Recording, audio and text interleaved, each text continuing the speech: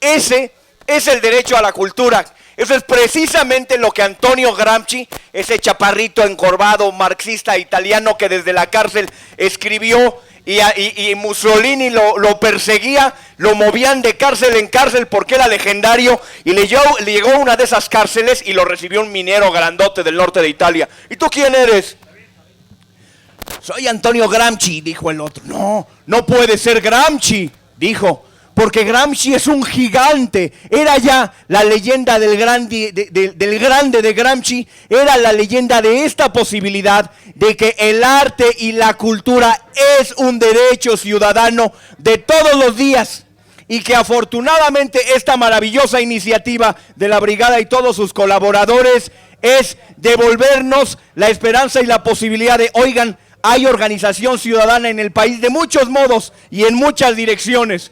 Esta es alguna que tenemos a la mano, y es además una iniciativa ciudadana que nos lleva a la completa diversión y al completo entendimiento de nosotros mismos en lo que al arte se refiere. Porque además, alrededor del arte y alrededor de estos movimientos ciudadanos se viene con esta pregunta: ¿quién va a contar la historia en la que estamos? ¿Quién es el dueño del relato?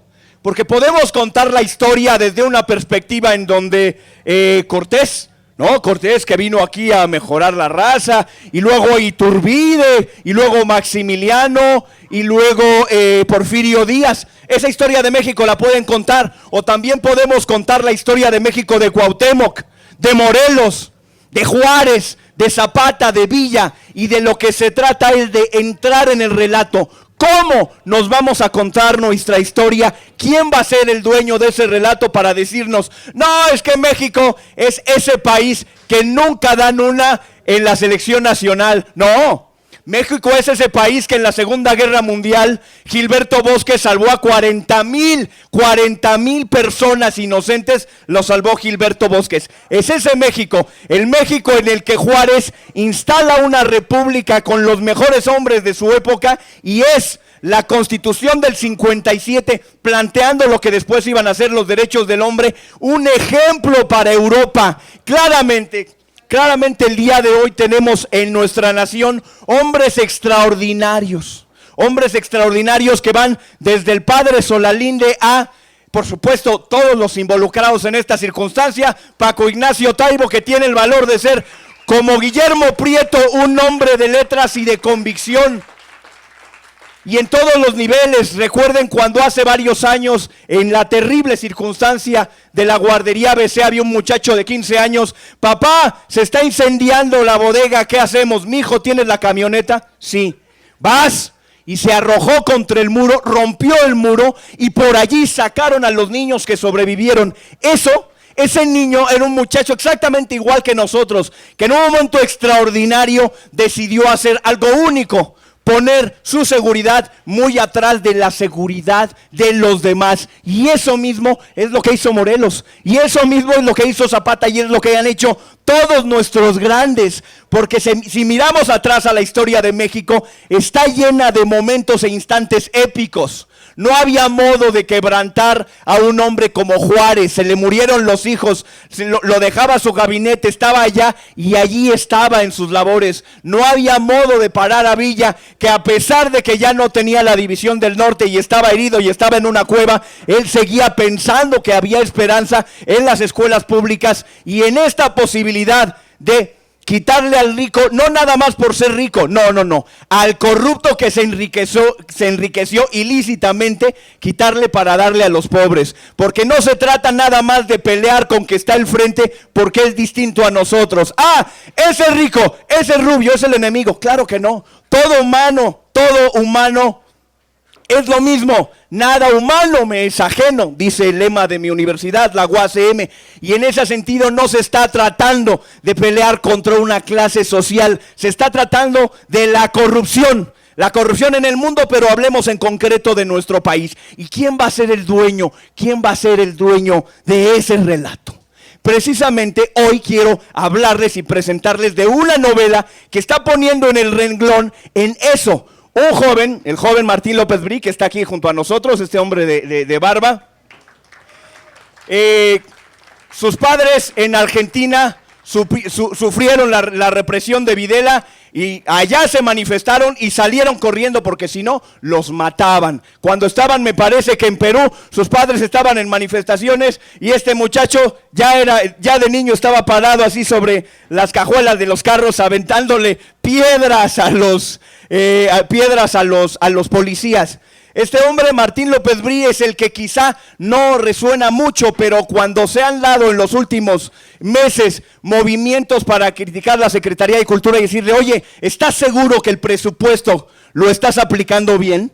¿De verdad quieres ocupar todos esos millones de dólares para contratar al Cirque du Soleil y que presente bien a México en lugar de que 600 compañías de teatro cabales y extraordinarias vayan a representarnos en el extranjero? Y él es una de las personas que coordinó para ir y manifestarse afuera, así fueran 5, así fueran 10, con sus pancartas. Afortunadamente la jornada les dio espacio, afortunadamente lo recibieron en el interior, no tengo entendido, lo recibieron en el interior y dejaron la propuesta. Entonces, no solamente estoy hablando de un hombre de letras del cual tengo además el honor de que es mi amigo desde hace 25 años, estoy hablando de un hombre congruente que en su trinchera ha decidido aportar en este país. ¿A partir de dónde? A partir de las letras. Y sus obras de teatro lo hablan y lo muestran en todos lados. Recientemente, el año pasado se presentó una que se llamaba El Culebra, está ella, una de las actrices justamente allí, y habla del México revolucionario. Hay un momento hermoso donde dice, voy a conseguirme un país que sea como un tren lleno de oro, donde las cosas ahora sí van a ser de otro modo. Y entonces, este hombre de lucha, este caballero, que en un año ganó dos premios de teatro al mismo tiempo, con la misma obra de teatro, hoy llega a presentarnos una novela que se llama El Señor de la Tormenta. Y lo primero que hacemos es abrirla y descubrir que estamos en un universo de narración imaginario, en un lenguaje de espadas y criaturas fantásticas. Y nosotros podemos decir, ¿pero qué tiene eso que ver con la lucha social? ¿Qué tiene eso que ver con México? ¿Qué carajos tiene que ver? Bueno, había un escritor llamado Gunther Anders, de estos mencionados de la Escuela de Frankfurt, que decía: el problema con la relación del hombre y la tecnología es que hace un tiempo dejamos que, así como el capitalismo y quienes creen fervientemente en él, dicen, no, solito se va a arreglar el mercado, déjenlo rodar. De ese mismo modo, tú inventa tecnología, quién sabe qué pase. Continúa Anders diciendo, hace más de un siglo, en el momento de la revolución industrial, el hombre dejó de tener la tecnología bajo sus manos. Cuando eran todavía molinos, cuando eran todavía arados, todavía el hombre podía calcular hasta dónde llegaba el daño que le hacía a la naturaleza y hasta dónde llegaba la transformación que hacía en una sociedad. Y después de la revolución industrial, viene después del tren, las fábricas y los demás, y el ser humano como si no tuviera capacidad de, cabrón, ¿qué estamos haciendo y qué estamos destruyendo? ¿Cómo estamos esclavizando a los niños en las minas? Ya Dickens hablaba de ello. Y también vamos a terminar nosotros esclavizados, y entonces solamente porque mucha lana le da a algunas personas que están pagando para que eso se perpetúe, entonces nos dejamos arrastrar por el crecimiento de la tecnología. ¿Hasta donde nos lleve? Pues nos ha llevado hasta el agujero, de ozono, nos ha llevado al incremento de la temperatura en el planeta, nos ha llevado a todos los mares llenos de basura. ¿Y qué creen? Las antiguas causas ecológicas ahora son radicalmente causas de la izquierda. ¿Por qué? Porque las mismas personas que hace 100 años explotaban al hombre, ahora son los mismos que explotan ni al hombre y a la naturaleza. Entonces, hablar en pro de los derechos sociales ya va de la mano de hablar de los derechos de la naturaleza. Y es la literatura fantástica uno de los mejores canales para decir, oye, contempla que el perro es tu hermano, que el árbol tiene voz, que el río puede manifestarse también. Observen en las películas del Señor de los Anillos o del Hobbit que la naturaleza no es un escenario, se mueve, platica, la montaña, los árboles, como los pueblos originarios de México, como también los pueblos originarios de Estados Unidos y en muchos lugares los brahmanes de la India. La naturaleza es mi hermano. Y esta relación del hombre con la naturaleza. Es el viejo sueño de la edad de oro de ¿qué tal si nosotros habláramos con los animales? La vieja edad de oro en la cual el Quijote de la Mancha, partiendo el pan y compartiéndolo con los pastores, les dice: compartamos el pan como en la edad de oro donde no había ni el tuyo ni el mío. Y de esa edad de oro, de ese viejo sueño de relación con la naturaleza, es de lo que está alimentado muchísimas mitologías. Curioso, pero el dragón está presente en muchas civilizaciones que no tuvieron contacto entre sí.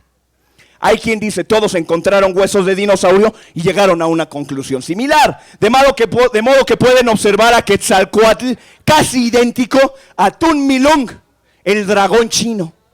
Y entonces vemos que la literatura fantástica nos puede hablar, nos puede permitir hablar de estas causas de la izquierda humanas, de la naturaleza y una cosa más. Justamente cuando alguien tomaba una espada, era el momento en el que la tecnología todavía no arrasaba todo. Estamos en una región metafórica en donde si tú me quieres matar a mí, yo tengo aquí una espada y ven y vente.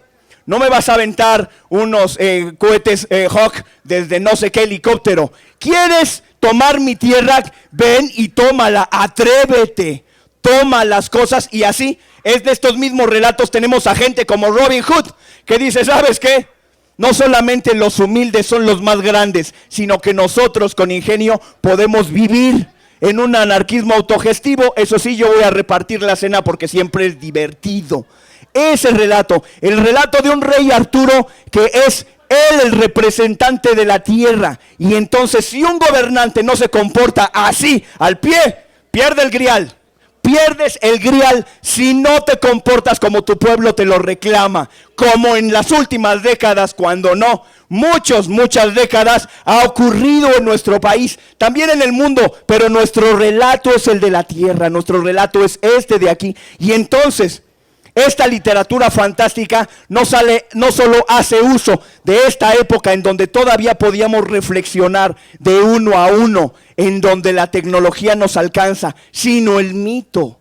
Y el mito no es mentira, triste comparación. Cuando dicen, es que ese es un mito, da uno por mentira todo lo ocurrido. En la mitología está la condición humana. Decía Tolkien, el escritor del Señor de los Anillos, que la verdad seguramente era una luz en el interior de una gema y que cada una de las caras de esa gema era una mitología que estaba contando un pedazo de verdad de cada una de las cosas que un ser humano entiende, y otro de la selva le dice una verdad a la del hielo, y el de la del hielo al del desierto, y el del desierto al de la ciudad. Entonces, en esta hermandad de la mitología, en esta posibilidad democrática, donde hablemos de un relato, sí, de elfos, de enanos, pero también de chaneques, de nahuales, de grifos persas, de leviatanes hebreos. Ya estamos en una literatura fantástica distinta, una literatura fantástica que nos permite no una evasión, sino contarnos entonces cuál es nuestro relato. Y ustedes verán, ahorita que le pase yo el micrófono a Martín López, vamos a encontrar en esta novela, en El Señor de la Tormenta, una tiranía, un oscurantismo, una represión que vamos a reconocer de inmediato. Y no solo eso, también el viaje del hombre humilde, de un simple escribano que decide encontrarse y enfrentarse consigo mismo a lo largo de una revuelta, de una insurgencia muy necesitada y muy querida. Entonces, para hablar del Señor de la Tormenta, por favor, les pido un fuerte aplauso a Martín López Brig.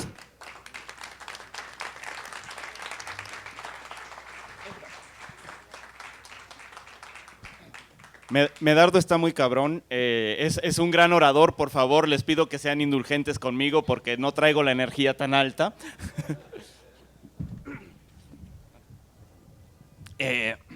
Gracias por estar acá.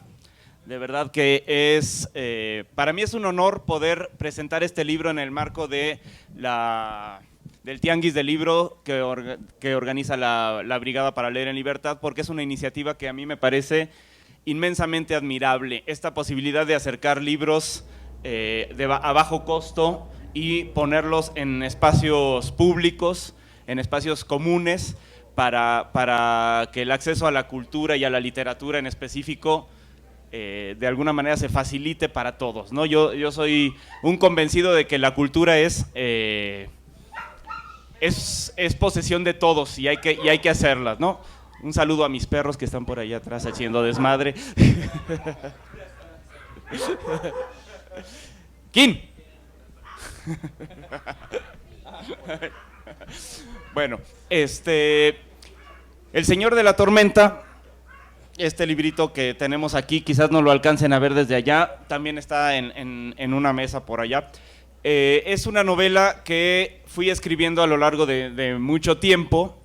De hecho, no sabía si esto iba a llegar a publicarse alguna vez, por la simple y sencilla razón de que publicar literatura de fantasía es, siendo mexicano o latinoamericano, una empresa que realmente pues, puede nunca llegar a su fin, porque no es un género literario que encuentre salida fácilmente.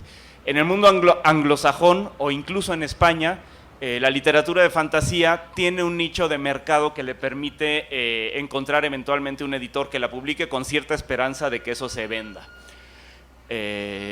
En Latinoamérica y en México no hay un espacio comercial para la literatura de fantasía y tampoco hay un espacio de prestigio, tampoco está dentro de ese otro lado de la literatura donde, bueno, es una literatura seria, comprometida, que tiene un lugar en las marquesinas del teatro latinoamericano, ¿no? No es realismo mágico, no es el otro realismo no es literatura de narcos, que es lo que está de moda ahora, ni es literatura política, por lo menos no en la portada, no lo parece en la portada, aunque sí hay algo de política acá.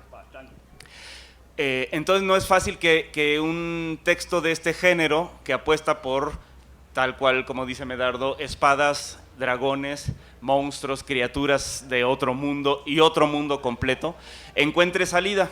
Y aquí es otro de los grandes agradecimientos que yo tengo, y es a Medardo en específico, que es editor, que se aventó a fundar con otros amigos una editorial independiente que tiene como uno de sus propósitos publicar libros de fantasía. Eso es una cosa extraordinaria y anómala en el contexto mexicano, y entonces pues ahí es donde de pronto este libro tuvo espacio. Tengo la fortuna de ser amigo del editor de la editorial, conocía la novela desde antes de que tuviera la idea de hacer la editorial, entonces fue como muy natural que encontrara salida de esta manera.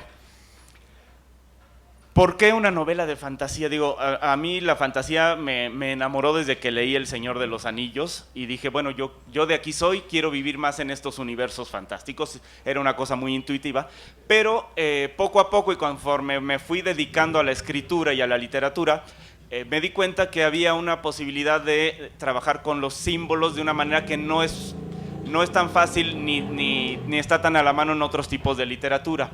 El mundo simbólico que construye la literatura de fantasía permite mucho juego, y porque el símbolo establece una conexión directa con ciertas zonas de nuestra mente, de la mente de los seres humanos, que no son necesariamente racionales. Es decir, que podemos entender, pero quizás no podemos explicar de manera racional. Y ahí hay una zona de juego que a mí me entusiasma y me hace muy feliz cuando estoy escribiendo, y me hace muy feliz cuando un lector dice, oye, es que yo me imaginé esto y es algo que yo me había imaginado, y todavía soy más feliz cuando el lector me dice, es que yo me imaginé esto y es algo que yo no me había imaginado cuando lo escribí.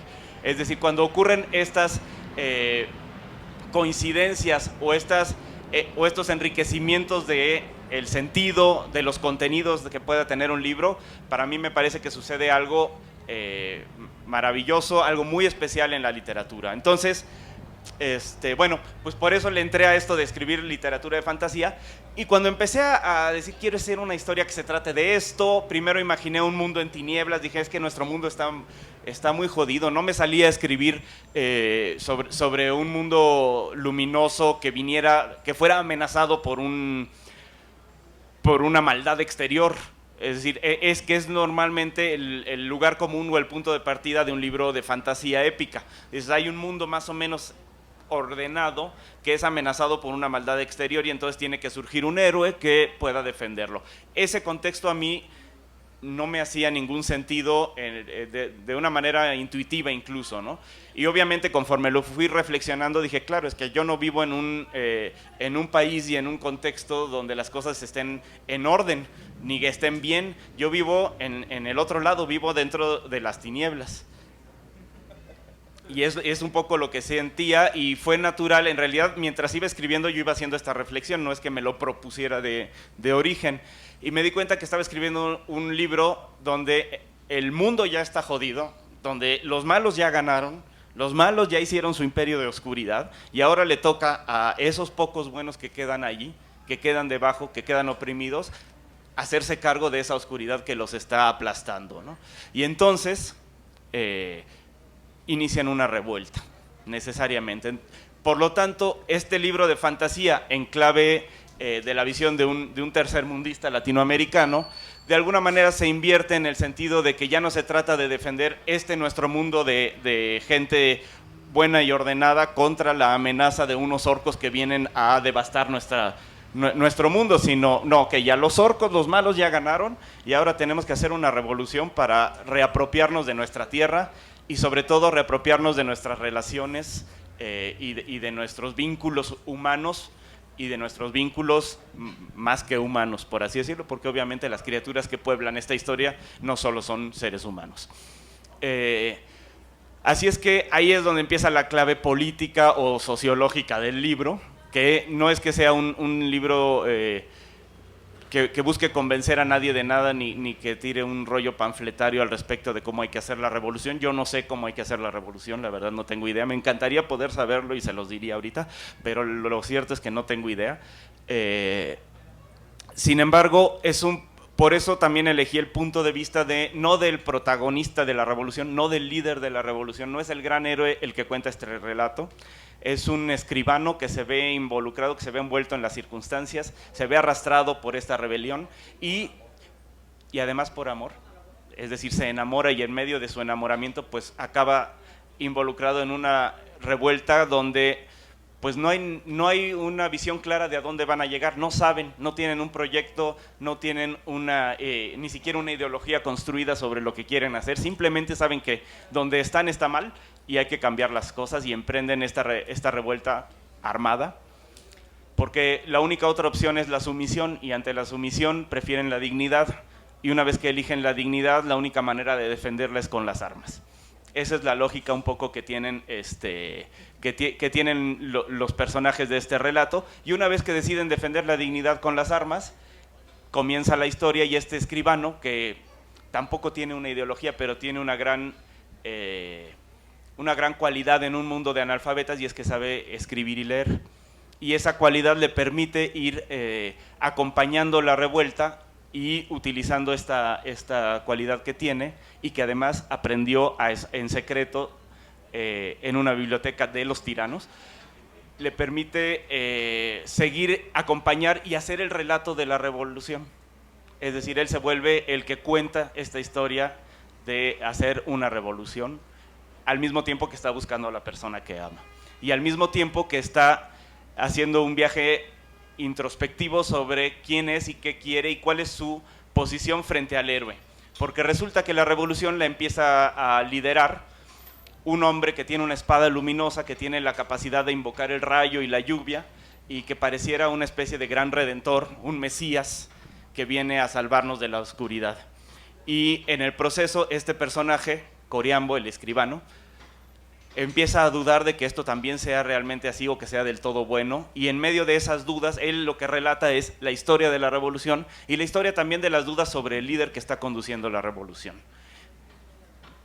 No voy a contarles más porque me gustaría que lo descubrieran por sí mismos leyendo el libro, pero ese es el planteamiento del que arranca esta historia y pues antes que otra cosa también me gustaría escucharlos a ustedes si tienen alguna pregunta, algún interés para poder desarrollar más lo que pueda tratarse este libro, ¿no? Sí. Exacto, hice como un resumen y además un resumen del inicio, porque luego las cosas van dando vuelta ahí, ¿no? Pero sí. Es más, si ustedes prefieren, Piensen la pregunta y les leo el puro inicio. Nada más les leo el puro inicio y ahorita vienen las preguntas y que nos la conteste el autor. Nada más para que chequen además la pluma fina de este hombre. No sé cómo ni por dónde empezar esta crónica de rabia y esperanza. Luego de la victoria me siento lleno de furia, aunque la batalla dejó atrás su estela de muerte, todavía suenan en mi cabeza los gritos y las espadas. El asedio ha terminado y he visto de cerca la muerte. Era una mujer que intentaba gritar pero que no podía, pues algo se le había atorado en la garganta. Tenía la cara y las manos cubiertas de barro gris y los ojos agrietados de sangre. Avanzaba hacia mí como queriendo acariciarme. Luego un golpe me aturdió y la perdí de vista. No venía por mí, sino por otros, muchos que dejaron sus huesos en el campo. Por ellos me he decidido a escribir y por los que vendrán también, pues es necesario honrar a los que se han ido y que los que vienen sepan los esfuerzos y penurias que hemos pasado para liberarnos del yugo de los trasgos. También escribo por un dolor más personal del que no sé cómo deshacerme. Tengo la esperanza de que hacer esta confesión me ayudará a sobrellevar la congoja que me golpea la espalda como un látigo ponzoñoso. Me llamo Coriambo. Soy uno de los pocos que saben escribir y es por eso que asumo esta tarea, que no será fácil, pero es necesaria. Yo mismo no lo creí importante, pero el general Rosco, que ha sido mi protector en la larga marcha, dijo que era mi deber porque solo yo tenía las cualidades para hacerlo. El hombre me puso un objeto al oído. Es una caracola, me dijo. Me la regaló un anciano loco el día que salimos a la superficie desde los túneles de Ródanor. Es un animal que copió con su cuerpo la espiral perfecta de los dioses primigenios. Un tesoro de los días antiguos, cuando los mares eran azules y golpeaban las costas con fuerza y alegría, cuando el aire transparente llenaba los cielos y se podía ver el horizonte. El sonido que escuchas es la voz del mar que quedó atrapada en la caracola. ¿La escuchas? ¿Entiendes lo que dice? Yo escuchaba un susurro monótono y reconfortante. No entendí nada. Y sin embargo, sentí el impulso de escribir. Sentí necesario convertir en palabras la experiencia que hemos compartido, incluso las dudas y las decepciones. Le pregunté a Rosco cómo debía empezar, cómo debía abordar este relato. No lo sé. Pon lo que has visto, lo que has sentido, lo que has pensado. No será muy diferente de lo que han pasado los demás. Así me dijo y así lo haré. Daré mi testimonio con la esperanza de que él quede un poco de los otros que me acompañaban y de esta guerra que apenas empieza. Rosco me ha dicho que esta crónica será leída por muchos en tiempos por venir, cuando las cosas hayan cambiado para bien o para mal, y que debo advertir a mis lectores de la situación en que hemos vivido y que ha generado esta guerra.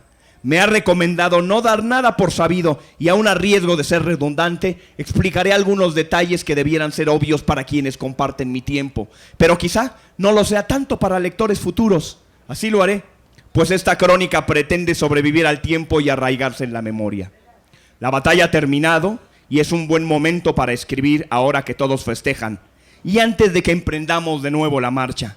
Jamás ninguno de nosotros había caminado tanto ni llegado tan lejos. A partir de ahora todo es nuevo. Hacia adelante solo hay miedo, esperanza e incertidumbre. Hacia atrás, una senda de esfuerzos, batallas, penas y desengaños, pero también de victorias, honor, piedad y convicción. Hemos llegado hasta aquí y seguiremos luchando. Hasta el final, cualquiera que este sea. Martín López Bre. Muchas gracias.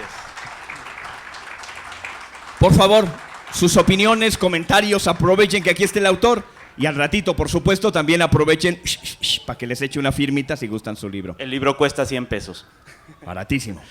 Bueno, cuesta 150, pero por motivo de la presentación... está en la mesa de allá atrás, muchas en gracias. Va a estar ahí en la mesa de allá atrás, ya se puede ir adquiriendo, se los puede firmar. Pero díganos entonces. Exacto, gracias.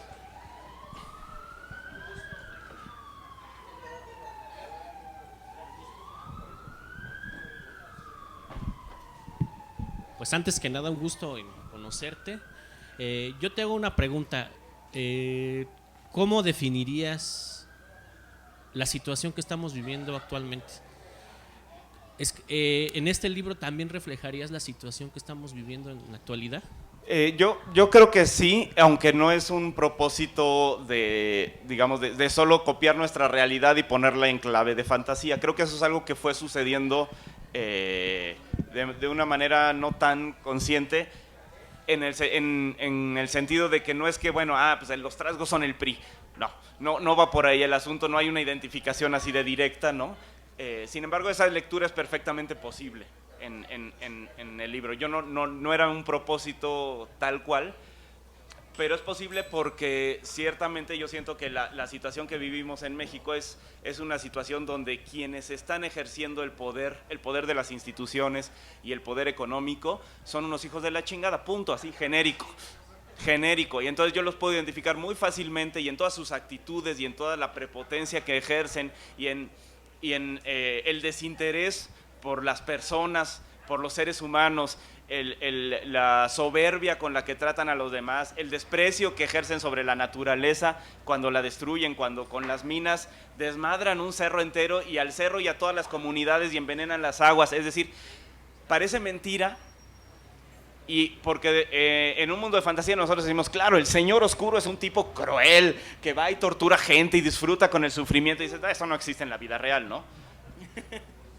O sea, espérame tantito, asómate a leer los periódicos y no das crédito de cómo sí existe en la vida real. Y además, no solo existe, sino no es que sea un tipo ahí medio jodido que quién sabe cómo llegó al poder. Es genérico, extendido, toda la clase política está podrida, toda, absolutamente. Todos los partidos tienen una podredumbre en el corazón, la democracia no sirve para lograr lo que queremos. Es decir, hay una sensación de, ¿en qué momento ganaron los malos?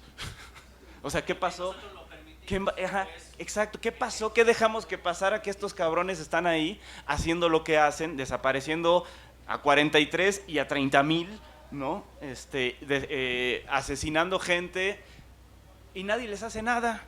Y luego llegan y además te lo restriegan en la cara, ¿no? Tienen sus casas millonarias, sus fortunas en quién sabe dónde, los mis reyes que todo el tiempo están saliendo, siendo denunciados, pero no les pasa nada, ¿no? Digo, por lo menos ahora se los denuncia y los vemos, pero no les pasa nada, están protegidos por todo esto. Entonces, en ese estado de cosas, ahí es donde yo digo, bueno, basta hacerlo, cambiar la clave, hacerlo en fantasía y resulta que el mal existe y está ahí presente, ¿no? Y es muy concreto y vaya que hace falta un grupo de resistencia que se oponga a eso. Obviamente para que haya espadas y para que haya trancazos y la historia se vuelve emocionante, la vía de las armas se hacía un poco inevitable, además de que me gustan las escenas de guerra y de acción, lo disfruto, ni modo, se quedó ahí. Quizás espero, ojalá no fuera necesario llegar a eso en esta sociedad, pero cada vez parece más inminente, ¿no? O sea, ojalá que no, porque eso significa sangre y dolor y gente muerta, y eso es espantoso, ¿no? Sí, como fue en el 68 y como está siendo ahorita, porque nosotros vivimos aquí en la ciudad en unas condiciones más o menos soportables todavía, pero en ciertas comunidades la guerra ya está ocurriendo, ¿no? O sea, las cosas ya están en el punto de las armas y en el punto de la descomposición total. Entonces, bueno, llegados a ese punto, pues curiosamente yo empecé a escribir esta novela y yo pensaba de una manera diferente, es decir, yo no estaba tan radicalizado en ese sentido. Yo empecé a escribir esta novela diciendo, bueno, me voy a imaginar una situación así. Y conforme iba terminando de escribirla dije, puta, parece que estoy invocando que pase lo que no quiero que pase, ¿no? Yo quería al contrario conjurar y exorcizar ciertas cosas y nada más de ir viendo las noticias cada vez se parecía más a un mundo de fantasía jodido que yo había imaginado y que dije, nunca vamos a estar allá, ¿no?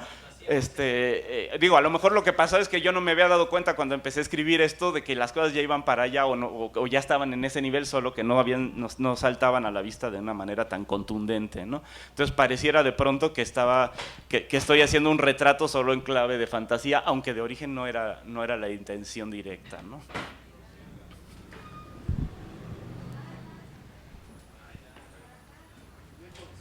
Vos. Sí, digo, puedo hacer. Ahí está, gracias. Ahorita se lo firmo. Sí. Mi pregunta, ¿Su nombre? ahorita que termine de firmar autógrafos, va como más focalizada, es decir, como achicar un poco el espacio, ya no es la realidad tanto del país, del mundo que vivimos en este momento, sino al mundo editorial.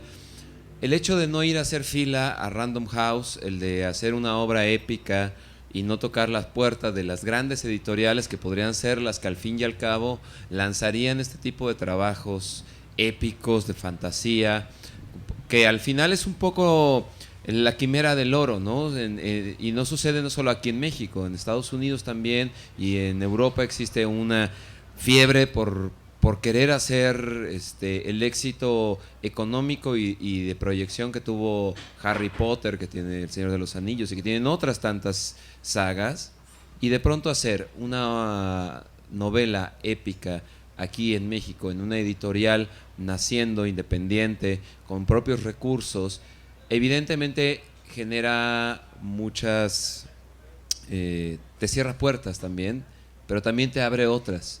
Creo yo que te genera una libertad que normalmente no se tiene en una editorial de dimensiones medianas o grandes. Y esa parte es la que me gustaría como, ¿desde dónde viene el asunto de, bueno, voy a hacer esta novela que habla de esto, desde esta estética, y lo voy a hacer así? Es decir, lo voy a hacer en este editorial con estos recursos. ¿Cuál ha sido un poco la enseñanza y qué es lo que ha pasado a los dos, tanto editor como escritor, en esta experiencia? Ay, güey, en esta... eres tú. No soy yo. También en esta aventura que han emprendido juntos, ¿cuál ha sido las enseñanzas? ¿Qué viene? ¿De dónde viene? ¿Para dónde va? Gracias. Hay un término que se llama bibliodiversidad, y el asunto es que los grandes empresarios del libro en el mundo también generan un discurso hegemónico. Y entonces, Random House Mondadori es tan grande, tan grande, que no es solamente una editorial o un compendio de editoriales. Tienen su dinero puesto también en la compra de agua en comunidades en todo el mundo y también en acciones en armas. Así de simple. Y en el caso mexicano es todavía más patético. 60% del mercado del libro en México es esto. Es Random House Mondadori, ¿no? Son ellos los que se reparten y saben cómo está la cosa. Bueno, nos queda entonces un 40%. De ese 40%, 30% es el libro gratuito escolar, que entre otras cosas, la familia de Cedillo y del Bester tienen también acciones metidas en eso. Y entonces queda un 10% para el resto de los libros y para el resto del país, repártensela como quieran. Y entonces verán que con lo difícil que es entrar en competencia con el precio único del libro, porque una librería tan querida por todos y tan grande como la Gandhi se puede permitir una oferta que una librería más chiquita ya no puede tener. Pero no solamente eso, sino las editoriales. Si una editorial quiere sobrevivir, solo puede apuntar al mercado. Y apuntar al mercado es decir, lo que más se vende en el mundo es autoayuda. Después de la autoayuda, literatura infantil, que afortunadamente hay muchos clásicos hermosos como El Principito, que ya son libres de derechos y que se pueden hacer. Pero entonces, para que una editorial sobreviva, aunque se encuentre a un escritor tan cabal, dice, no, necesitamos un libro de alcoholismo. No, de ayuda al alcoholismo, necesitamos un libro sobre el poder curativo del nopal. ¿Por qué? Porque si no, no vamos a sobrevivir. Y entonces tenemos a las editoriales que si apuntaran a hacer fantasía, tendrían que apuntar hacia la fantasía que ya está probada. No, espérate, eso suena muy problemático. Mejor dame unas princesas, dame una cosa que sabemos que se pueda vender rápidamente, y eso sería como los canales más naturales para que saliera. Y entonces precisamente muchos académicos se preguntan, ¿dónde está la lucha, al menos en esta frontera, en la bibliodiversidad? En la posibilidad, por ejemplo, como precisamente la Brigada Paralela en Libertad, que publica libros de distintas cosas y que los pone al alcance de los públicos gratuitamente, ¿no? Que busca justamente patrocinios de personas e instancias dispuestas a colaborar con la cultura. Y entonces es una batalla de todos los tamaños. Es una batalla de todos los tamaños porque, pues para pronto hay que entrarle con dinero, ¿no?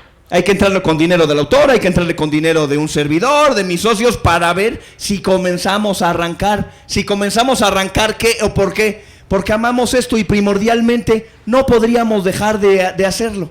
No, si finalmente esto lo haríamos aunque nadie nos publicara, porque lo necesitamos para ser felices. Pero una vez hecho eso, mientras nos tronamos los dedos a ver si caemos en la coyuntura o a alguien le parece bien, bueno, afortunadamente también las nuevas redes sociales tienen otras posibilidades. Ahí está Amazon, no es fácil, pero se puede vender en Amazon. El 2 de septiembre este libro se va a comenzar a vender en Amazon, en papel y en digital. Así que si por ejemplo su abuela en Argentina lo quiere en papel, lo va a poder recibir.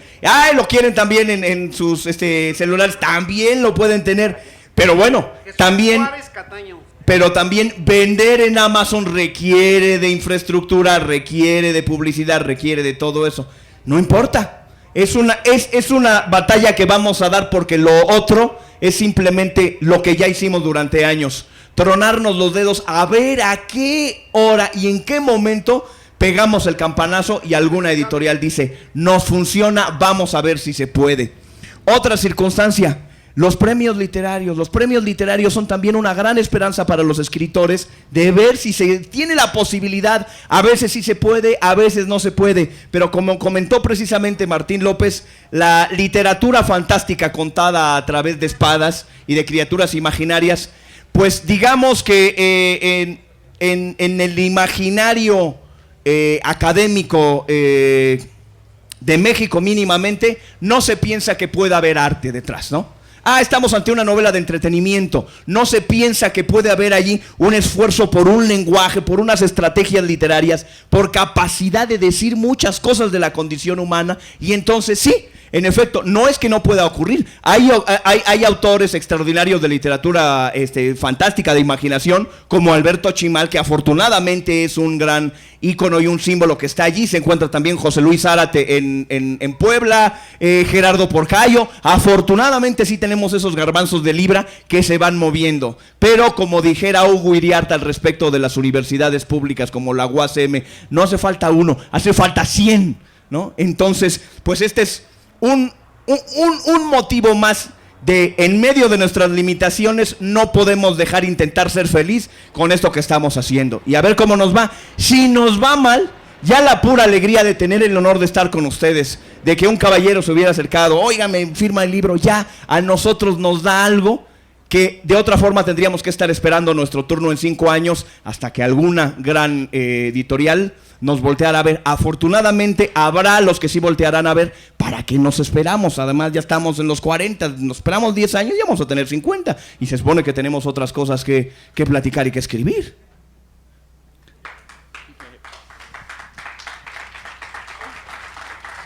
Yo solo agregaré que esta empresa de ir a buscar una editorial grande para ver si este libro pega y lo vuelve en película, para mí no era una opción real, ¿no? O sea, era como una fantasía, una ensoñación que en las circunstancias, o sea, viendo las circunstancias donde uno se mueve, no había una posibilidad real y concreta de realizarlo. Para empezar, porque si yo llevo el manuscrito a una de estas grandes editoriales, probablemente no pase ni del tercer filtro y no lean ni el título. Es decir, necesito conocer a alguien adentro que me recomiende, con el que lo lee, con el editor y con no sé qué, para poder llegar a que lo lean y a ver si entonces lo consideran. Honestamente dije, no, pues si mi amigo está haciendo una editorial, pues yo me sumo, apuesto a esta iniciativa y vamos juntos en el camino, porque además siento que hay un trato mucho más directo, mucho más humano y es mucho más congruente también con el discurso mismo que elabora el libro. Es decir, voy a probar este camino de hacer la resistencia también desde el punto de vista del libro. No que no quiera yo que mi libro se venda un chingo y y que le vaya súper bien y que eventualmente Guillermo del Toro dirija la película, pero chinga, o sea, que esté invitado si quiere, lo admiramos y lo queremos mucho. Pero honestamente prefiero ser concreto y decir, bueno, vamos a apostar por por la gente, para poder hacer las presentaciones como yo quiera, donde yo quiera, decir realmente lo que pienso y que el libro hable por sí mismo y no a través de una campaña de publicidad que va a silenciar finalmente mucho de lo que nosotros realmente estamos tratando de decir y de hacer, ¿no? O sea, eso en el supuesto de que llegara a pegar, porque... Es a lo que yo iba a preguntarte, ¿qué público tú esperas o cuál público piensas tú que puede aceptar este libro o que se interese por leer? Porque desgraciadamente el público juvenil ya tiene otras inclinaciones, otros gustos, ya no es la literatura, ya no van a comprar un libro, ahora van a internet, desgraciadamente, no sé cómo decirlo, desgraciadamente o afortunadamente, las redes sociales en internet están absorbiendo esto. Sí, no, yo diría que se lee un montón y creo que uno de los argumentos contundentes para esta idea de que la juventud no lee y la gente en México no lee, de hecho son estas mismas ferias, ¿no? Aquí se compra y se mueve un montón de libro. Bueno, yo esperaría que sí. También lo que creo es que no a todos les interesa todo y evidentemente una cosa como la literatura de fantasía pues es un nicho específico, hay que tener cierto gusto por ciertas cosas, no a todo el mundo le va a encantar el tipo de literatura y eso está bien, es decir, no, obviamente lo que se vuelve difícil es encontrar a aquellos a los que sí les va a gustar, es decir, ahí la estrategia de venta y de circulación del libro es un problema porque se trata de llegar, ojalá que a todos, pero en principio a los que sí les puede interesar y a los que sí les pueda mover, no solo una literatura de fantasía, sino una literatura de fantasía con contenido político. ¿No? Y con contenido político de izquierda, además, porque claramente hay una inclinación izquierdosa, libertaria, anarquista, ¿no? O sea, directamente hay una línea que va para allá, ¿no? Yo esperaría, y obviamente no es, o sea, creo que la aceptación va a venir primero de círculos muy concretos y muy pequeños, y esperaría que se contagiara, ¿no? O sea, yo también creo en el contagio. Y que cuando a alguien le gusta un libro, va y le dice a alguien, oye, échatelo, ¿no? O sea, o te lo presto y léelo. Y ese contagio es lo que hace sobrevivir a las historias, por lo menos a las que a un grupo le parece que valen la pena, ¿no? Y yo creo que además tenemos la ventaja, una vez más, de lo que decía yo de las redes sociales, porque antes estaba el periódico y la televisión, punto. Ahora, afortunadamente, ya la televisión ya la ve menos personas y si quieren ver sus películas o sus series, mejor se van a Netflix. Y una vez más, mencionando el caso tan ejemplar de Alberto Chimal y su esposa Raquel Castro, que además escribe cosas magníficas y maravillosas de zombies, y ellos tienen en internet un programa en YouTube, platican de cosas de literatura y lo comparten. Es decir, una vez más, afortunadamente, somos una generación que seguimos los pasos de los escritores como por ejemplo el gran Paco Ignacio Taibo, que ya hace décadas puso a Sherlock Holmes y a los mosqueteros a enfrentarse al gobierno, es decir, utilizar la imaginación para esto es algo que ya ha ocurrido y no somos más que un paso más de esa generación siguiendo esa línea, la novela de Galaor de Hugo Iriart y pues honrándolos y en el ejemplo y aprovechando las oportunidades de diálogo, de que le den la oportunidad al autor de decir, mira, lee todo lo que estás leyendo y está padrísimo, lo que quieran, los libros de autoayuda de los que platicamos hace rato, pero también date la oportunidad de abrir mira, escúchalo, ¿no? Puede que te encuentres algo que te lleve a ti mismo y que no te lo imaginabas, como esos libros que nos han cambiado la vida. 4, decía Marcel Proust, que hay para que nos cambien la vida.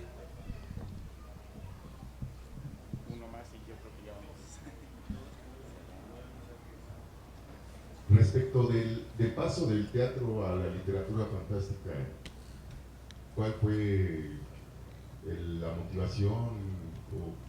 ¿Fue difícil? ¿Fue natural? ¿Cómo estuvo ese paso?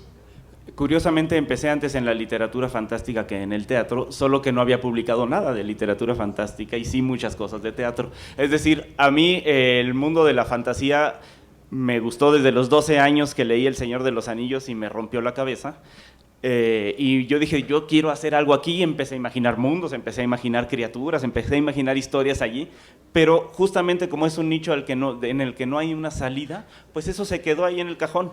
Y al mismo tiempo el teatro a mí me apasiona, es decir, el hecho de que esas palabras que me gusta escribir se encarnen, se incorporen en el sentido de volverse cuerpo con un actor, me fascina, ¿no? Y entonces ahí el teatro me agarró, me atrapó completamente y tuve la suerte de tener como buena resonancia en el medio teatral, es decir, he logrado estrenar las obras, se han publicado varias de mis obras de teatro, porque pues digamos que cierto público y también las personas que tienen la posibilidad de concretar los libros o de producir las obras les han interesado. Entonces, bueno, fue más fácil encontrar ese camino, y eso que hacer teatro, de verdad, de verdad, que no es una empresa fácil y todo es cuesta arriba todo el tiempo, pero fue más fácil eso que encontrar un espacio para publicar un libro de literatura de fantasía en México. Entonces, por eso es que realmente tuve más chance de que las obras salieran, circularan, se hicieran, y todo esto, pero yo no es que pasara de una a otra, en realidad venían desarrollándose paralelo, solo que de este lado había salida y de aquel no. Hasta ahora. Yo quisiera hacer una acotación para terminar. Como evidentemente nos conocemos desde hace mucho tiempo y conocía yo sus relatos antes de ver sus obras de teatro, cuando en sus obras de teatro empecé yo a ver guiños de imaginación y fantasía, para mí fue de lo más normal y que de pronto resulta un poco crítico para otros públicos. Por ejemplo, tuvo unas obras de teatro que giraban alrededor de la mitología griega, los Órficos Blues, y entonces teníamos a Orfeo como un protagonista y a Tiresias, y es mitología finalmente, pero estaba ocurriendo aquí, Tiresias era un transexual que tenía un bar aquí en la Roma, y Orfeo llegaba y armaba algún desmadre. Y no solamente, otra obra de teatro con la que ganó los 2 premios al mismo tiempo, El crimen en el Hotel Palacio. Hay un crimen en un hotel, pero es un hotel donde hay una convención, y esa convención está llena de personajes que están disfrazados como personas de los cómics y de los superhéroes, y ahí también hay un guiño. Luego, precisamente, el caballero de la gorra blanca y la dama de la blusa rosa, ellos participaron en una obra de teatro que se llamaba Simón Bruma, que era justamente contar a través del código de la literatura fantástica, pero una situación humana, familiar, de los problemas de los problemas de personalidad y de identidad. Y no solamente eso, creo que todavía están montando una obra de teatro, todavía está. La vida de Segismundo es extraordinaria. No, la vida del sueño, ¿no? El insomnio de Segismundo. El insomnio de Segismundo es Calderón de la Barca, es La vida es sueño, pero con una revisitación que, si por un lado tiene algunos guiños hacia la literatura fantástica, donde no son guiños sino abierto diálogo, es con los problemas de este país y con las posibilidades de, después de esto, ¿qué hacer? ¿Cómo construirnos un nuevo país? Por favor, dinos, que es una obra de teatro extraordinaria, de verdad. La participación actoral es notabilísima. Ya nada más con Calderón de la Barca estaría al puro tiro, pero la revisitación con su pluma y la oportunidad, además de echarse una cerveza y comer más al asunto del teatro de cabaret, es maravilloso. ¿Cuándo se presenta? Visiten la página Teatro de Quimeras. Ahí está toda la información de las obras. Ahorita está El insomnio de Segismundo, que además la hacemos en un departamento. Y una vez más también los actores allí presentes, por favor, si pueden levantarse para que los ubiquen y les demos un fuerte aplauso por sus participaciones en esa obra de teatro. Sofía y Eduardo. Les va a encantar El insomnio de Segismundo. Muchas gracias por habernos acompañado. Todavía están los libros por allá. Si alguien quiere que les echemos una firmita, pues ahí me voy a poner un ratito para hacer lo propio. Y pues nada, gracias. Espero que disfruten este libro. Un abrazo y gracias una vez más a la Brigada Paralela en Libertad. Y ahí viene nada más y nada menos que el Guillermo Prieto de nuestro tiempo. Pago. ¿Se